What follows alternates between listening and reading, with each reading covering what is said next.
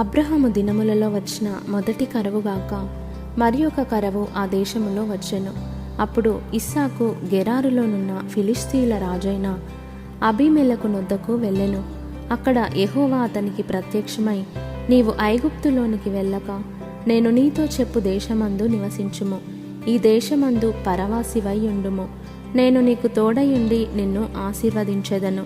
ఏలయనగా నీకును నీ సంతానమునకును ఈ దేశములన్నీయూ ఇచ్చి, నీ తండ్రి అయిన అబ్రహాముతో నేను చేసిన ప్రమాణము నెరవేర్చి, ఆకాశ నక్షత్రముల వలె నీ సంతానమును విస్తరింపచేసి ఈ దేశములన్నీయూ నీ సంతానమునకు ఇచ్చెదను. నీ సంతానము వలన సమస్త భూలోకములోని సమస్త జనులు ఆశీర్వదింపబడుదురు.